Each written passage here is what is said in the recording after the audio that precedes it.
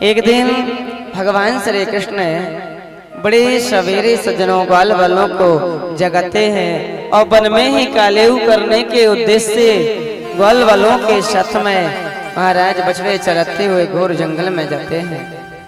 आज जब घोर जंगल में पहुंचे तो उसी समय सज्जनों एक आघासुर नाम का दैत्य था जो कंस का भेजा हुआ सेवक था। महाराज आघासुर ने महाराज कितना बड़ा विशाल अजगर का रूप धारण किया कि उसका ऊपर का जो भाग है वो स्पर्श को स्वर्ग करता है।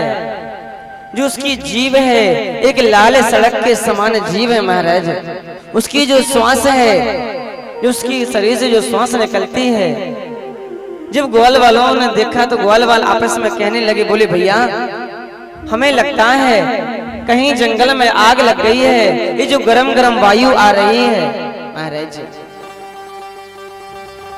जो आघासुर नाम का दैत्य है उसने बड़ा विशाल रूप बनाया था महाराज, और वो भगवान को निगलने के लिए ग्वाल वालों को निगलने के उद्देश्य से आया था। वो अपनी बहन और अपने भाई पूतना और बकासुर का बदला लेने के लिए आया था महाराज। अब जिस स्थान पर भगवान श्री कृष्ण ग्वाल वालों के साथ में सज्जनों बछड़े चरा रहे थे उसी मार्ग में आकर के लेट गया। जैसे लेटा तो कुछ ग्वाल वालों ने देखा तो ग्वाल वाले कहते भैया देखो देखो हमें लगता है ये कोई बहुत बड़ा अजगर लेटा हुआ है जो हमें निगलना चाहता है। तो किसी दूसरे ग्वाल वाले ने कहा, बोले अरे भाई ये हमें थोड़ी ना निकलेगा, और अगर हमें निगलने की कोशिश करेगा तो हमारा कन्हैया इसे छोड़ेगा थोड़ी ना। जिससे हमारे कन्हैया ने बकासुर का वध किया है उसी तरह से इसका भी वध कर देंगे, इसे भी छोड़ेंगे नहीं। महाराज आपस में बातें करते हुए समस्त ग्वाल वाले सज्जनों बछड़ों को आगे किए हुए और अजगर के मुंह के अंदर चले जाते हैं। आज जैसे अजगर के मुंह के अंदर गए तो अभी उसने निगला नहीं था। वो इस प्रतीक्षा में था कि श्री कृष्ण भी मेरे मुंह के अंदर आ जाए, उसने मेरी बहन मेरे भाई का वध किया है वो भी मेरे मुंह के अंदर आ जाए तो एक ही साथ में मैं सबको निगलूंगा। महाराज भगवान ने देखा कि मेरे ग्वाल वाल मृत्यु के मुंह के अंदर चले गए हैं।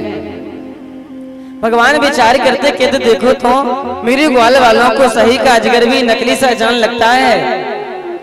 भगवान ने कहा कि मेरे ग्वाल वाल मेरे ही आश्रित रहने वाले हैं, मेरे ही भरोसे रहने वाले हैं, ये तो मृत्यु के मुख में चले गए हैं, अब मुझे इनकी रक्षा करना चाहिए। महाराज भगवान श्री हरि भी सज्जनों उस अजगर के मुंह के अंदर चले जाते हैं।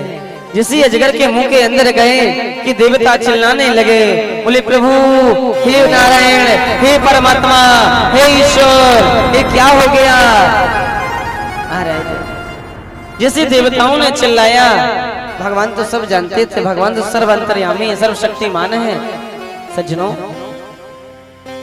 भगवान ने जैसे देवताओं की आवाज को सुना, वाणी को सुना कि उसी समय भगवान ने अजगर के मुंह के अंदर अपना आकार बढ़ाना प्रारंभ कर देते हैं। महाराज भगवान ने ऐसा विशाल आकार बढ़ाया सज्जनों अपना कि आघासुर के श्वास लेने का मार्ग बंद हो गया, पसीने से लथपथ हो गया, आंखें बाहर निकल आई, अंत में निष्प्राण हो गया, उसकी मृत्यु हो गई। महाराज ऐसा भगवान ने आकार बढ़ाया।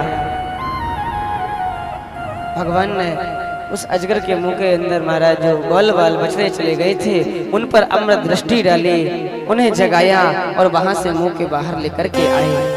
आज अजगर के मुंह के बाहर आए सज्जनों, अजगर के शरीर से कैसी ज्योति निकली वो आकर के परमात्मा में समा गई और भगवान ने उसका कल्याण किया। बोलो राधे राधे।